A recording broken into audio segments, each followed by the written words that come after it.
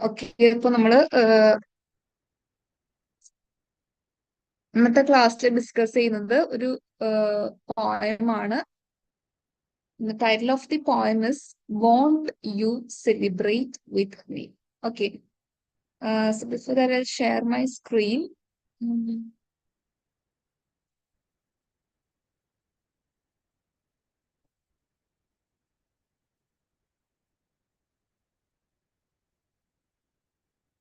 Okay.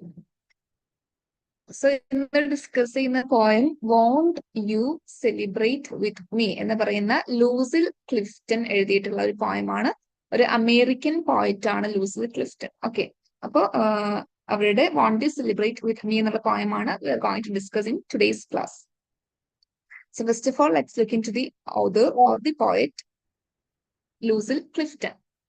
She was a distinguished American poet whose works are celebrated for their clarity, resilience, and exploration of African American experiences. ഇപ്പൊ ലൂസിൽ Clifton എന്ന് പറയുന്ന ഒരു വളരെ famous ആയിട്ടുള്ള ഒരു American poet ആണ്.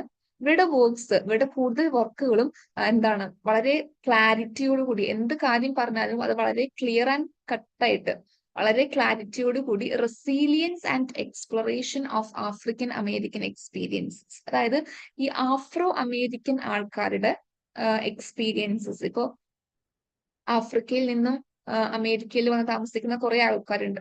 അപ്പൊ അവരുടെയൊക്കെ ഒരു എക്സ്പീരിയൻസ് എങ്ങനെയാണ്, അവരുടെ ആ ഒരു ആഫ്രിക്കൻ ഐഡന്റിറ്റി വെച്ചുകൊണ്ട് അവർ എങ്ങനെയാണ് ആ ഒരു അമേരിക്കൻ സൊസൈറ്റിയിൽ ജീവിക്കുന്നത്, അവിടെ അവർ അനുഭവിക്കേണ്ടി വരുന്ന പ്രശ്നങ്ങൾ, ഡിസ്ക്രിമിനേഷൻ, ഇതെല്ലാമാണ് ലൂസിൽ ക്ലിഫ്റ്റന്റെ വർക്കിൽ നമുക്ക് കൂടുതലായിട്ടും കാണാൻ സാധിക്കുന്നത്. She was born Thelma Lucille Sales on June 27, 1936 in Bellevue, New York. She grew up in a working class African American family. Her childhood experiences, including growing up in poverty, deeply influenced her poetry. Okay. So ഇവരുടെ ലൂസിൽ ക്ലിഫ്റ്റന്റെ ശരിക്കുമുള്ള പേര് Thelma ലൂസിൽ sales എന്നാണ്. Okay, അതായത് ന്യൂയോർക്കിലാണ് ഇത് ജനിച്ചത്. ഇതായിരുന്നു original name. പിന്നെ ഇത് ചേഞ്ച്ഡ് ഇൻ ടു ലൂസിൽ ക്ലിഫ്റ്റൺ. അപ്പൊ ഇവര് ജനിച്ചത് ഒരു വർക്കിംഗ് ക്ലാസ് ആഫ്രോ അമേരിക്കൻ ഫാമിലിയിലാണ്. അപ്പൊ അവിടെ എന്ന് പറഞ്ഞാൽ ആ ഒരു വർക്കിംഗ് ക്ലാസ് പീപ്പിളിന്റെ, മിഡിൽ ക്ലാസ് പീപ്പിളിന്റെ ലൈഫിൽ വരുന്ന ആ ഒരു പോവേർട്ടി ഒക്കെ, അല്ലെങ്കിൽ ആ ഒരു എന്താണ് കഷ്ടപ്പാടുകളൊക്കെ അനുഭവിച്ച് വളർന്ന ഒരു വ്യക്തി കൂടിയാണ് നമ്മുടെ പോയിറ്റ്. സോ ഈ പറയുന്ന എല്ലാ സിറ്റുവേഷൻസും has deeply influenced her poetry. പോയിട്രിനെ വളരെ ഡീപ്പായിട്ട്, അല്ലെങ്കിൽ അവരുടെ വർക്ക്സിൽ അല്ലെങ്കിൽ പോയത്തിൽ നമുക്ക് ഈ ഒരു പറയുന്ന എല്ലാ സിറ്റുവേഷൻസും, ആ ഒരു കഷ്ടപ്പാടുകളെല്ലാം അനുഭവിച്ചതിന്റെ എല്ലാം നമുക്ക് ആ ഒരു റിഫ്ലക്ഷൻസ് നമുക്ക് ഇവരുടെ പോയത്തിൽ കാണാൻ സാധിക്കും. Okay, so now let's move on to the introduction of the poem. Won't you celebrate with me? Okay. Clifton's Won't You Celebrate with Me explores the process of becoming a self and was influenced by Walt Whitman's poetry Song of Myself. The poem offers a subdued celebration of the hard-won sense of self and independence in the world. Okay, അപ്പൊ ഈ ഒരു poem ക്ലിഫ്റ്റന്റെ won't you celebrate with me എന്ന് പറയുന്ന ഒരു പോയത്തിന് എന്താണ്, ആ ഒരു poem was influenced by Walt Whitman. Walt Whitman എന്ന് പറയുന്നത് വളരെ ഫേമസ് ആയിട്ടുള്ള അമേരിക്കൻ പോയിറ്റ് ആണ് വാൾട്ട് വിറ്റ്മാൻ. അദ്ദേഹത്തിന്റെ ഒരു പോയമാണ് song of myself. Walt Whitman കൂടുതലും അമേരിക്കൻ സൊസൈറ്റിനെ പറ്റി അല്ലെങ്കിൽ അമേരിക്കൻ സിറ്റീസിനെ പറ്റിയൊക്കെ എഴുതിയിട്ടുള്ള ഒരു വ്യക്തിയാണ്. അപ്പൊ അദ്ദേഹത്തിന്റെ ആ ഒരു സോങ് ഓഫ് മൈസെൽഫ് എന്ന് പറയുന്ന ഒരു പോയം വളരെയധികം നമ്മുടെ ഓതറിനെ, ക്ലിഫ്റ്റണിനെ ഇൻഫ്ലുവൻസ് ചെയ്തിട്ടുണ്ട്. ഓക്കെ, ഈ ഒരു പോയത്തിൽ മെയിൻ ആയിട്ട് പറയുന്നത് ഒരു സെൽഫ് ഇൻഡിപെൻഡൻസ്, നമ്മുടെ സ്വന്തം വ്യക്തിത്വത്തോടുള്ള ഒരു റെസ്പെക്ട്, അല്ലെങ്കിൽ നമ്മളൊരു വ്യക്തിത്വം നമ്മൾ തിരിച്ചറിയുമ്പോൾ കിട്ടുന്ന നമുക്ക് ആ ഒരു സന്തോഷം, ഇതെല്ലാമാണ് ഈ ഒരു പോയറ്റ് ഡിസ്ക്രൈബ് ചെയ്യുന്നത്. This poem was written in the 1960s, a time when African Americans who had lived through generations of the American dream were beginning to recognize themselves more as a result of the struggles of civil rights movement. അപ്പൊ ഈ ഒരു poem എഴുതിയിട്ടുള്ളത് തന്നെ 1960s കാലഘട്ടത്തിലാണ്. ആ ഒരു time എന്ന് പറയുമ്പോൾ അവിടുത്തെ ഇമ്പോർട്ടന്റ് ടൈം പീരീഡ് ആണ്. അമേരിക്കനെ വെച്ച് നോക്കുമ്പോൾ എന്താണ്, അവിടെ സിവിൽ റൈറ്റ്സ് മൂവ്മെന്റ് ഒക്കെ നടക്കുന്ന സമയമാണ്. എന്താണ് ഈ പറയുന്ന സിവിൽ റൈറ്റ്സ് മൂവ്മെന്റ്? അവിടുത്തെ ആഫ്രിക്കൻ അമേരിക്കൻസിന് അത്രയും നാളും അവര് എന്താണ് വളരെ കഷ്ടത അനുഭവിച്ച് ജീവിച്ചുകൊണ്ടിരുന്ന അവര് ഈ പറയുന്ന സിവിൽ റൈറ്റ്സ് മൂവ്മെന്റിലൂടെ തങ്ങൾക്ക് തങ്ങളുടെ റൈറ്റ്സ് വേണമെന്ന് പറഞ്ഞുകൊണ്ട് കുറെ മൂവ്മെന്റ്സ് ഇവർ നടത്തിയിരുന്നു. അങ്ങനെ അവർക്ക് അവരുടെ ആ ഒരു സ്വത്വം അല്ലെങ്കിൽ ആ ഒരു വ്യക്തിത്വം അവർക്ക് തിരിച്ചു കിട്ടുന്ന ആ ഒരു ടൈം പീരീഡ് ആണ് ഈ 1960s സിവിൽ റൈറ്റ്സ് മൂവ്മെന്റ് എന്നൊക്കെ പറയുന്നത്. ആ ഒരു പീരീഡിലാണ് ഈ ഒരു poem എഴുതപ്പെട്ടിട്ടുള്ളത്. She describes herself as a woman identified by her gender, not character, and a non-white, as opposed to the more affirmative term black. In the poem, gender and race both became symbols of resistance and distinction. അപ്പൊ ഈ ഒരു പോയത്തിൽ വരുന്ന രണ്ട് themes എന്ന് പറയുന്നത് gender and raise ആണ്. അപ്പോ സ്ത്രീകൾ എന്ന് പറയുമ്പോൾ തന്നെ ലൈക്ക് സൊസൈറ്റിക്ക് വലിയൊരു ഇൻട്രസ്റ്റ് ഇല്ല അല്ലെ. പക്ഷെ ഇവിടെ ഈ ഒരു പോയത്തിൽ എന്താണ് നമ്മുടെ പോയറ്റ് അസേർട്ട് ചെയ്യുന്നുണ്ട്, ഉറപ്പിച്ച് പറയുന്നുണ്ട് as I M A women, ഞാനൊരു സ്ത്രീയാണെന്ന് വളരെ പ്രൈഡായിട്ട് വളരെ എന്താണ് ഹാപ്പി ആയിട്ടാണ് ഞാനൊരു സ്ത്രീയാണെന്ന് ഐഡന്റിഫൈ ചെയ്യുന്നത്. മാത്രമല്ല I M A non white, അതായത് അമേരിക്കൻ സൊസൈറ്റി നമുക്കറിയാം വൈറ്റ്സിന് വളരെ ഇമ്പോർട്ടൻസ് കൊടുക്കണം, അതായത് വെള്ളക്കാരുടെ ഒരു സ്ഥലം എന്ന് അറിയപ്പെടുന്ന ഒരു സ്ഥലം തന്നെയാണ് അമേരിക്ക. അപ്പൊ അവിടെ എന്ന് പറയുമ്പോൾ വൈറ്റ്സിന് മാത്രമാണ് ഇമ്പോർട്ടൻസ് ഉണ്ടായിരുന്നുള്ളൂ. പക്ഷെ അവിടെ ഐ ഞാനൊരു വൈറ്റ് അല്ല, നോൺ വൈറ്റ് ആണ്. അപ്പൊ ബ്ലാക്ക് എന്ന് പറഞ്ഞ ടേമിനേക്കാൾ അവർ യൂസ് ചെയ്യുന്നത് നോൺ വൈറ്റ് എന്നുള്ള ടേമാണ്. അപ്പൊ അത് ഞാനൊരു നോൺ വൈറ്റ് ആണ്, നോൺ വൈറ്റ് പേഴ്സൺ ആണ്, വിമൺ ആണ് എന്നൊക്കെ പറയുമ്പോൾ വളരെ പ്രൈഡ് ആൻഡ് റെസ്പെക്ടോട് കൂടിയാണ് നമ്മുടെ പോയിറ്റ് ഇവിടെ പറയുന്നത്. Okay, so that's all about the introduction of the poem. So now ഞാൻ പോയം ജസ്റ്റ് ഒന്ന് റീഡ് ചെയ്യാം.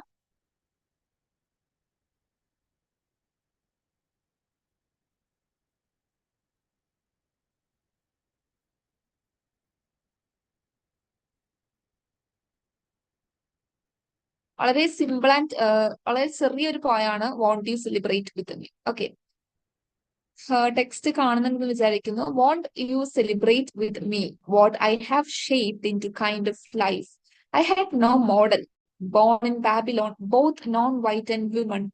What did I see to be except myself? I made it up here on this bridge between starshine and lay.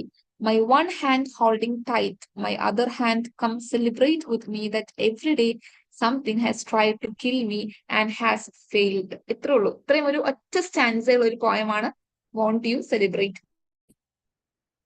So now let's move on to the analysis of the poem.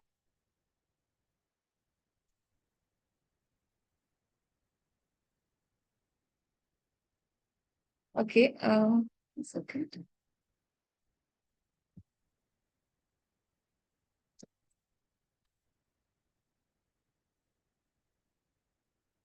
So the poem is a poignant and empowering one that reflects on the speaker's diversity and the celebration of her identity. It's a tone of invitation and anticipation, suggesting a personal victory or achievement that the speaker wishes to share. In the opening lines, won't you celebrate with me what I have shaped into a kind of life? The speaker begins by inviting the reader to join the celebration of her life. The use of the word celebrate implies a triumph or overcoming of challenges. The reference to shaping one's life suggests agency and deliberate molding of one's identity. അപ്പൊ ഈ ഒരു പോയത്തിൽ ഞാൻ ഇൻട്രൊഡക്ഷനിൽ പറഞ്ഞ അതുപോലെ തന്നെ എന്താണ് ആ ഒരു സ്വന്തം ഐഡന്റിറ്റി, സ്വന്തം വ്യക്തിത്വത്തെ സെലിബ്രേറ്റ് ചെയ്യുന്ന രീതിയിലാണ് ഈ ഒരു പോയിം എഴുതിയിട്ടുള്ളത്. അതായത് ഒരു ആഫ്രോ അമേരിക്കൻ വിമൺ ആണ്, ബ്ലാക്ക് ആണ്, പക്ഷെ അത് എന്താണ് ഞാൻ ഒരു ആഫ്രോ അമേരിക്കൻ വിമൺ ആണ്, ബ്ലാക്ക് ആണ്, ഞാനൊരു സ്ത്രീയാണ് എന്ന് പറഞ്ഞുകൊണ്ട് എന്താണ് ആ ഒരു അടിച്ചമർത്ത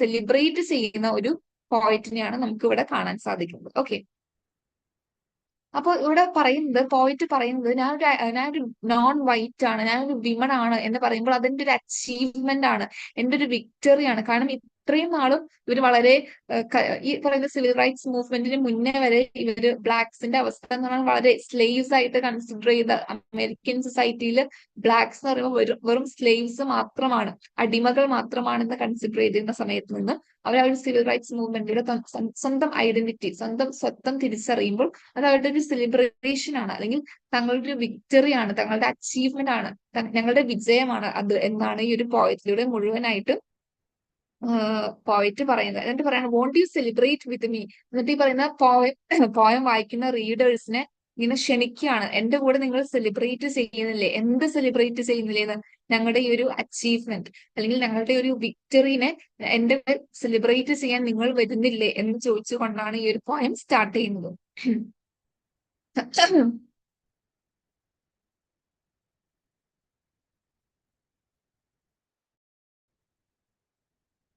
Next, in the lines, I had no model, born in Babylon, both non-white and women.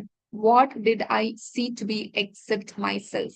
The speaker acknowledges the absence of role models and describes her identity as a woman of color born in challenging circumstances.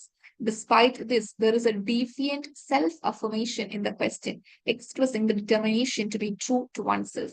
അപ്പൊ ഈ ഒരു ലൈനിൽ പറയുന്നത് I had no model born in Babylon both non white and woman what did I see to be except myself. അതായത് both non white and woman, ഞാനൊരു non വൈറ്റുമാണ് അതേസമയം ഒരു വിമൺ കൂടിയാണ്.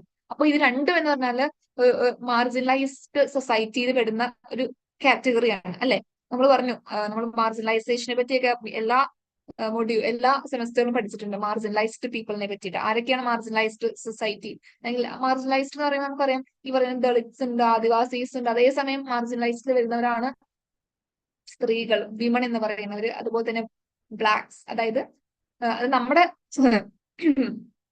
ഇന്ത്യൻ കോണ്ടെക്സ്റ്റിലേക്ക് വരുമ്പോൾ എങ്ങനെയാണെന്നറിയില്ല, പക്ഷെ അമേരിക്കൻ സൊസൈറ്റിയിലേക്ക് പോകുമ്പോൾ ബ്ലാക്സ് എന്ന് പറയുന്നത് വെറും സ്ലേവ്സ് മാത്രമാണ്.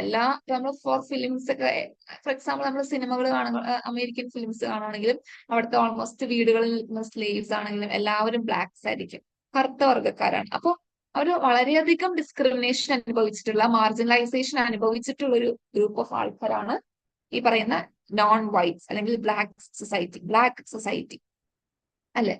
ഓക്കെ, അപ്പൊ ഈ സ്ത്രീ ഇവിടെ പറയുന്നത്, ഈ ഒരു പോയറ്റില് നമ്മുടെ സ്പീക്കർ പറയുന്നത് I M A non white and A woman. അത് വളരെ പ്രൗഡായിട്ട് നോൺ വൈറ്റ് ആണ്, ഞാനൊരു വിമൺ ആണ് എന്ന് പറയുന്നുണ്ട്.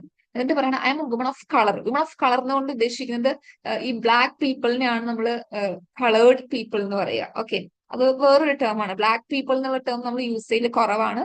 അതിന് പകരം യൂസ് ചെയ്യുന്ന ടേമാണ് കളേർഡ് പീപ്പിൾ. കളേർഡ് പീപ്പിൾ എന്ന് പറഞ്ഞാൽ വൈറ്റ്സ് അല്ലാത്ത ബാക്കിയുള്ള ആൾക്കാർ, അവരാണ് കളേർഡ് പീപ്പിൾ എന്ന് പറയുന്നത്. അപ്പൊ ഈ ഒരു ലൈനിൽ നമുക്ക് നമ്മുടെ പോയറ്റിനെ ഇവിടെ കാണാൻ സാധിക്കും. കാരണം പോയറ്റ് ഞാൻ ഓൾറെഡി പറഞ്ഞു, she was born in A working class African American family അല്ലെ, ആഫ്രോ അമേരിക്കൻ ഫാമിലിയിൽ ജനിച്ചിട്ടുള്ള ഒരു പോയറ്റ് ആണ് ക്ലിഫ്റ്റൺ. അപ്പൊ ആ പോവേർട്ടിയും കഷ്ടപ്പാടുകളും ഒക്കെ അനുഭവിച്ചിട്ട് വന്നിട്ടുള്ള ഒരു വ്യക്തി കൂടിയാണ് നമ്മുടെ പോയറ്റ്. അപ്പൊ അവര് ഈ പറയുന്ന ബ്ലാക്ക് സൊസൈറ്റി അനുഭവിക്കേണ്ടി വന്നിട്ടുള്ള കുറെ കാര്യങ്ങൾ, കുറെ പ്രശ്നങ്ങളുണ്ട്. പക്ഷെ ഇപ്പൊ എന്താണ് ഈ പറയുന്ന സിവിൽ റൈറ്റ്സ് മൂവ്മെന്റിലൂടെ അവരൊരു സെൽഫ് അഫർമേഷൻ അവർക്ക് കിട്ടിയിട്ടുണ്ട്. അല്ലെങ്കിൽ എന്താണ് ഇവരുടെ ഐഡന്റിറ്റിയില്, ഇവരുടെ ബ്ലാക്ക് ഐഡന്റിറ്റിയിൽ ഇവർ ഒരു അഭിമാനം കണ്ടെത്തുന്നുണ്ട്, ഒരു പ്രൗഡ് ഫീലിംഗ് ഇവർ കണ്ടെത്തുന്നുണ്ടോ. ഓക്കെ, അപ്പൊ ആ ഒരു ഹാപ്പിനെസ്, തങ്ങളുടെ ആ ഒരു വിക്ടറി, തങ്ങളുടെ ഒരു അച്ചീവ്മെന്റ് ആണ് അത് സെലിബ്രേറ്റ് ചെയ്യണം എന്നാണ് ഈ ഒരു പോയറ്റിൽ മുഴുവനായിട്ട് പോയറ്റ് പറയുന്നത്. The line I made it up suggests the speaker's active role in crafting their own narrative and identity. It implies a sense of agency in shaping their life story, emphasizing the importance of self-determination. പിന്നെ ഈ പറയുന്ന I made it up, അതായത് എനിക്കത് ആ ഒരു വിജയം എനിക്ക് ലഭിച്ചു, എനിക്ക് നേടാൻ സാധിച്ചു എന്നാണ് ഈ ഒരു പോയറ്റിൽ പറയുന്നത്. അതായത് സ്പീക്കർ പറയുന്നത് ഞാൻ എന്റെ ഐഡന്റിറ്റിനെ സ്വയം തിരിച്ചറിഞ്ഞു. അതായത് ഞാനൊരു നോൺ വൈറ്റ് ആണ്, ഞാനൊരു വിമൺ ആണ്, എന്റെ ഐഡന്റിറ്റിയെ ഞാൻ തിരിച്ചറിയുക മാത്രമല്ല ചെയ്തത്, ഞാനതിൽ വളരെ ഞാനൊരു വിമൺ ആണ് എന്ന് പറയുന്നത് എനിക്ക് അതൊരു മോശമായിട്ടുള്ള സിറ്റുവേഷനില്ല, ഞാൻ അതിനെ ഹാപ്പിയോടുകൂടി അംഗീകരിക്കുകയും ചെയ്യുന്നു, ഞാൻ അതിൽ സെലിബ്രേറ്റ് ചെയ്യുകയും ചെയ്യുന്നു എന്നാണ് പറയും. ഓക്കെ, നെക്സ്റ്റ് സ്റ്റാൻസിലേക്ക് പോകുമ്പോഴേക്കും in the next lines the poet portrays a powerful image of self-support and determination. The act of holding tight implies resilience and a firm grip in one's own existence, reinforcing the theme of self-reliance. The next line, come celebrate with me, extends an invitation to others to partake in the speaker's joy and triumph. അപ്പൊ next ലൈനിലേക്ക് വരുമ്പോഴേക്കും the act of holding tight, അതായത് ഇവിടെ പറയുന്നത് എന്താ വെച്ചാൽ ഒരു importance of community, അല്ലെങ്കിൽ ഒരു എന്താണ് ഒരു നേഷൻ എന്ന് പറയുന്നത് നമ്മൾ ഒറ്റയ്ക്കല്ല, നമ്മുടെ കൂടെ കുറെ ആൾക്കാരുണ്ട്. അപ്പൊ ഇവിടെ ഇതിന്റെ ഒരു കോണ്ടെക്സ്റ്റ് എന്ന് പറയുന്നത് തന്നെ സിവിൽ റൈറ്റ്സ് മൂവ്മെന്റ് ആണ്. അപ്പൊ അവിടെ ഈ പറയുന്ന കുറെ ആഫ്രോ അമേരിക്കൻ ആൾക്കാർ ഒരുമിച്ച് ഒറ്റക്കെട്ടായി നിന്നുകൊണ്ടാണ് അവരെന്ത് ചെയ്തത്, അവർക്കുള്ള റൈറ്റ്സ്, അവരുടെ റൈറ്റ്സ് നേടിയെടുത്തത്. ഓക്കെ, അപ്പൊ ആ ഒരു ഫാമിലി അല്ലെങ്കിൽ ആ ഒരു കമ്മ്യൂണിറ്റി എന്ന് പറയുന്നത് വളരെ ഒരു പവർഫുൾ ആണ് എന്നാണ് പറയുന്നത്. ആ ഒരു എല്ലാവരും എല്ലാവർക്കും വേണ്ടി വർക്ക് ചെയ്യുന്നു. ആ ഒരു കമ്മ്യൂണൽ ആക്ട് ഉണ്ടല്ലോ, അതായത് ഫോർ എക്സാമ്പിൾ നമ്മൾ ഒറ്റയ്ക്ക് നിന്ന് പൊരുതുന്നതിനേക്കാൾ നമ്മുടെ കൂടെ എന്താണ് നമ്മൾ ആ ഒരു കമ്മ്യൂണിറ്റി ആയിട്ട് കുറെ ഗ്രൂപ്പ് ഓഫ് ആൾക്കാരായിട്ട് നമ്മൾ എന്താണ് പൊരുതുമ്പോൾ നമുക്ക് വിജയം പെട്ടെന്ന് നേടാൻ സാധിക്കും അല്ലെ. അതാണ് സിവിൽ റൈറ്റ്സ് മൂവ്മെന്റിലും സാധിച്ചിട്ടുള്ളത്. അപ്പൊ ഇവരെല്ലാവരും ഒറ്റക്കെട്ടായി നിന്നുകൊണ്ടാണ് ഇവരുടെ റൈറ്റ്സിനെതിരെ പോരാടിയിരുന്നത്. അപ്പൊ അത് അവർക്ക് ലഭിക്കുകയും ചെയ്തു. അപ്പൊ അതിനാ ഒരു ബ്യൂട്ടി, അതിലുള്ള ഒരു ബ്യൂട്ടിയാണ്, അതിനാ ഒരു വിക്ടറിനെ സെലിബ്രേറ്റ് ചെയ്യാൻ, കം സെലിബ്രേറ്റ് വിത്ത് മീ എന്നാണ് പോയറ്റ് പറയുന്നത്. This celebratory tone suggests a willingness to share personal victories and highlights the communal nature of joy. The final part of the poem, that every day something has tried to kill me and has failed, introduces a stark contrast to the celebratory tone. The acknowledgement of daily struggles and persistent threats add depth to the narrative, emphasizing the ongoing resilience in the face of adversity. Hence, this part encapsulates the core theme of resilience. Despite facing constant challenges or threats, the speaker not only survived but triumphed over adversity, reinforcing a sense of strength and perseverance. ഇതിൽ വന്നിട്ടുള്ള ഈ ഒരു പോയിന്റിൽ വരുന്ന കുറെ പ്രാവശ്യം ഉപയോഗിച്ചിട്ടുള്ള ഒരു വേർഡാണ് സെൽഫ് റിലയൻസ്. സെൽഫ് റിലയൻസ് എന്താണ്, സ്വയം ആശ്രയം എന്നുള്ള ഒരു മീനിങ് ആണ്, സ്വന്തം ആശ്രയം എന്നുള്ള മീനിങ് ആണ് സെൽഫ് റിലയൻസിലൂടെ വരുമ്പോൾ. ഈ ഒരു പോയത്തിന്റെ ഏറ്റവും അവസാനത്തെ ലൈൻ എന്ന് പറയുന്നത് that every day something has tried to kill me and has failed, അതായത് എല്ലാ ദിവസവും എന്നെ ആരൊക്കെയോ കൊല്ലുവാൻ അല്ലെങ്കിൽ എന്നെ നശിപ്പിക്കാൻ ശ്രമിക്കുന്നുണ്ട്, പക്ഷെ അവരെല്ലാം പരാജയപ്പെട്ടിരിക്കുന്നു. ഫൈനൽ വിക്ടറി ആരുടെ കൂടെയാണ്, ഫൈനൽ വിജയം ആരുടെ കൂടെയാണ്, എന്റെ കൂടെയാണ് എന്നാണ് ഈ ഒരു പോയറ്റിൽ പറയുന്നത്. അതെന്താണ് ഇവിടെ ഉദ്ദേശിക്കുന്നത്, ഈ പറയുന്ന American society maybe Afro അമേരിക്കൻസിനെയോ ബ്ലാക്സിനെയോ ഒക്കെ നശിപ്പിക്കാനോ അവരെ താഴെ തട്ടിലേക്ക് അമർത്താനോ അടിച്ചമർത്താനോ സപ്രസ് ചെയ്യാനോ ഒക്കെ നോക്കിയിട്ടുണ്ട് അല്ലെ. പക്ഷെ ഫൈനൽ വിക്ടറി ആരുടെ കൂടെയായിരുന്നു, ഈ പറയുന്ന ബ്ലാക്സിന്റെ കൂടെയാണ്. അവരെന്ത് ചെയ്തു, അവരെല്ലാവരും ഒറ്റക്കെട്ടായിട്ട് അവർ എന്ത് ചെയ്തു, എല്ലാവരും ഫൈറ്റ് ചെയ്തു തങ്ങളുടെ റൈറ്റ്സിന് വേണ്ടിയിട്ട്. ഞങ്ങൾക്കും ഇവിടെ ജീവിക്കാനുള്ള അവകാശമുണ്ട് എന്നുള്ള ഒരു റൈറ്റിന് വേണ്ടിയിട്ട് അവർ ഫൈറ്റ് ചെയ്യുകയും അവസാനം final victory, final achievement, final വിജയം ആരുടെ കൂടെ കിട്ടി, ഈ പറയുന്ന ബ്ലാക്സിന്റെ കൂടെ കിട്ടുകയാണ്. അപ്പൊ അവര് കുറെ സ്ട്രഗിൾസ് വെറുതെ കിട്ടിയതല്ല. ഈ പറയുന്ന സിവിൽ റൈറ്റ്സ് മൂവ്മെന്റ് എന്ന് പറഞ്ഞാൽ ഒരുപാട് സ്ട്രഗിൾസ്, കുറെ ആൾക്കാരുടെ ഡെയിലി സ്ട്രഗിൾസ്, എന്നും ഒരു കുറെ പ്രശ്നങ്ങൾ അനുഭവിക്കേണ്ടി വന്നിട്ടുണ്ട്. പക്ഷെ അപ്പോഴെല്ലാം അവരെന്ത് ചെയ്തു, അതിൽ നിന്നും വിട്ടു മാറാതെ അതിന്റെ അതായത് എന്തെങ്കിലും സ്ട്രഗിൾസ് വരുമ്പോഴേക്കും അതിൽ നിന്നും വിട്ടു മാറി പിന്തിരിഞ്ഞു പോകാതെ അവർ മുന്നോട്ട് തന്നെ പോയി അവസാനം അവരെന്ത് ചെയ്തു, ഈ പറയുന്ന എല്ലാ പ്രശ്നങ്ങളിൽ നിന്നുള്ള ഒരു ട്രയംഫ്, വിജയം അവർക്ക് കിട്ടുകയാണ്.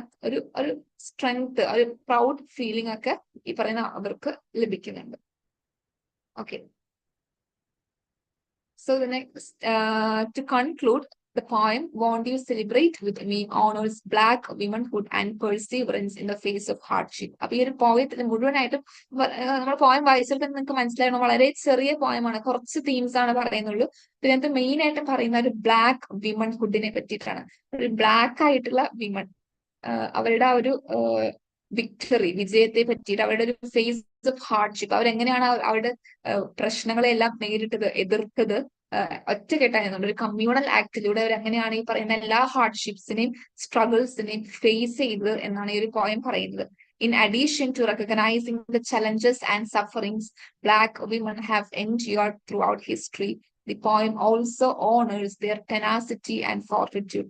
Considering the historical setting in which the poem was composed, this message is very important. അതായത് ഈ ഒരു പോയത്തിൽ മുഴുവനായിട്ടും ആ ഒരു സ്ത്രീകളുടെ, ബ്ലാക്ക് സ്ത്രീകളുടെ പവർഫുൾ ആയിട്ടുള്ള, വളരെ വിൽഫുൾ ആയിട്ടുള്ള, സ്ട്രോങ് ആയിട്ടുള്ള അവരുടെ ഒരു എന്താണ് ക്യാരക്ടറിസ്റ്റിക്സിനെ പറ്റി കൂടി പറയുന്നുണ്ട്. എങ്ങനെയാണ് അവർ അത്രയും സ്ട്രോങ് ആയിട്ട് പറയുന്ന എല്ലാ അഡ്വേഴ്സിറ്റീസിനെയും ഹാർഡ്ഷിപ്സിനെയും തരണം ചെയ്തത്, ഫേസ് ചെയ്തത്, എന്നിട്ട് ആ ഒരു ഫൈനൽ വിക്ടറിയിലേക്ക് വന്നത് എന്നുള്ളതെല്ലാം വളരെ ഇമ്പോർട്ടന്റ് ആണ്. അപ്പൊ ആ ഒരു ബ്ലാക്ക് വിമനെ വളരെ റെസ്പെക്റ്റോട് കൂടിയിട്ടാണ് ഇതിൽ കാണുന്നത്.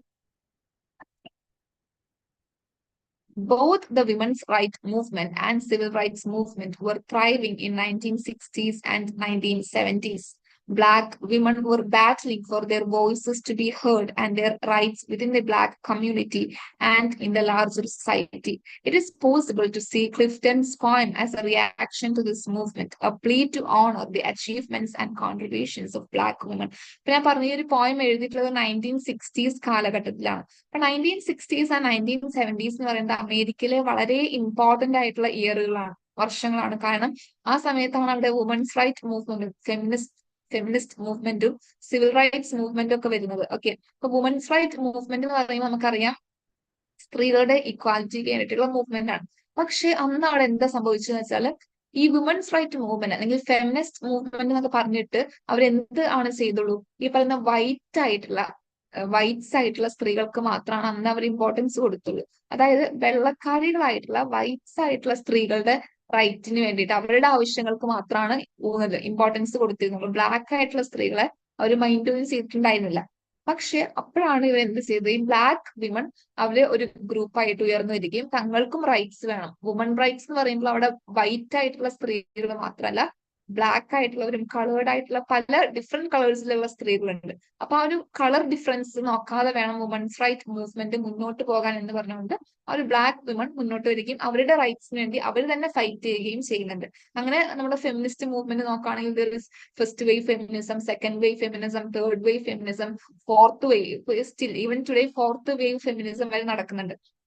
അപ്പൊ ഫസ്റ്റ് വേവ് ഫെമിനിസത്തിലൊക്കെ അവർ വൈറ്റ്സിന് എഡ്യൂക്കേറ്റഡ് ആയിട്ടുള്ള, ഭയങ്കര എഡ്യൂക്കേഷനുള്ള, ഇന്റലക്ച്വൽ ആയിട്ടുള്ള, നല്ല അപ്പർ ക്ലാസ് സൊസൈറ്റിയിൽ ജീവിക്കുന്ന സ്ത്രീകളുടെ ആവശ്യങ്ങൾക്ക് മാത്രമേ ഈ ഫസ്റ്റ് വേവ് ഫെമിനിസത്തിലൊക്കെ ഇമ്പോർട്ടൻസ് കൊടുത്തിരുന്നുള്ളൂ. പിന്നീടാണ് സെക്കൻഡ് വേവിലേക്കും തേർഡ് വേവിലേക്കും ഒക്കെ വരുമ്പോഴാണ് എന്താണ് ഈ പറയുന്ന അപ്പർ ക്ലാസ്സിലുള്ള സ്ത്രീകൾ മാത്രമല്ല, മറിച്ച് ലോവർ ക്ലാസ്സിലുള്ള സ്ത്രീകളും ലോവർ സൊസൈറ്റിയിൽ താമസിക്കുന്നവരും കളേർഡ് ആയിട്ടുള്ള സ്ത്രീകളും ബ്ലാക്ക് ആയിട്ടുള്ള സ്ത്രീകളും ഇവരുടെ എല്ലാം ആവശ്യങ്ങൾക്കും ഒരേ ഇമ്പോർട്ടൻസ് ആണ്. സ്ത്രീകൾക്കെല്ലാം ഒരേ ആവശ്യമാണ്. അവരൊരിക്കലും ഈ പറയുന്ന കളർ ഡിഫറൻസിലോ എഡ്യൂക്കേഷന്റെ ബേസിസിലോ അല്ലെങ്കിൽ ക്ലാസ് ഡിഫറൻസസിന്റെ ബേസിൽ തിരിക്കരുത് എന്ന് പറഞ്ഞുകൊണ്ട് ഡിഫറെന്റ് ടൈപ്സ് ഓഫ് വേവ്സ് വരുന്നുണ്ട് വുമൻസ് റൈറ്റില്.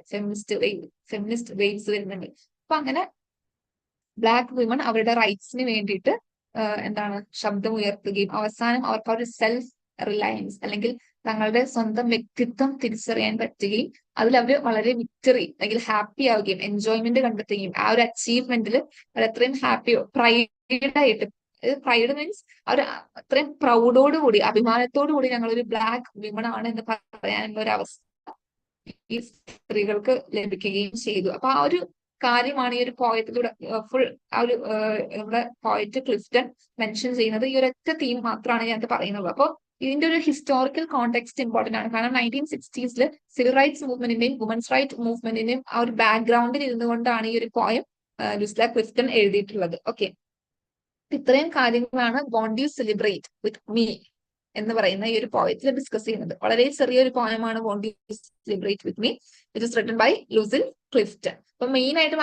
ഒരു ഹെഡിങ് കാണുമ്പോൾ തന്നെ, നമുക്ക് ടൈറ്റിൽ കാണുമ്പോൾ തന്നെ എന്റെ കൂടെ സെലിബ്രേറ്റ്, ആഘോഷിക്കാൻ വരുന്നില്ലേ, എന്റെ കൂടെ നീ ആഘോഷിക്കാൻ വരുന്നില്ലേ എന്നാണ് ഒരു ടൈറ്റിലിന്റെ ലിറ്ററൽ മീനിങ് എന്ന് പറയുന്നത്. ഓക്കെ, അപ്പൊ എന്താഘോഷിക്കാൻ വരുന്നില്ല എന്നുള്ളതാണ്. അതായത് ഞങ്ങൾ ഇത്രയും നാളും കഷ്ടത അനുഭവിച്ചിട്ട് ഇപ്പൊ ഞങ്ങൾക്ക് ആ ഒരു വിജയം ലഭിച്ചിട്ടുണ്ട്, ആ ഒരു അച്ചീവ്മെന്റ് കിട്ടിയിട്ടുണ്ട്. അപ്പൊ അത് എന്താണ്, എങ്ങനെ കിട്ടിയതാണ്, ഒറ്റയ്ക്ക് നിന്ന് പൊഴുത് കിട്ടിയതല്ല, മറിച്ച് ഒരു കമ്മ്യൂണൽ ആക്ട്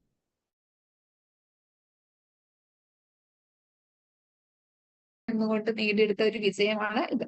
അപ്പൊ ഇത് ഞങ്ങളുടെ കൂടെ നീ സെലിബ്രേറ്റ് ചെയ്യാൻ വരൂ എന്ന് പറഞ്ഞുകൊണ്ടാണ് ഈ ഒരു പോയം സ്റ്റാർട്ട് ചെയ്യുന്നത്. Okay, so that's all about this poem and I hope it's clear for all of you. Thank you.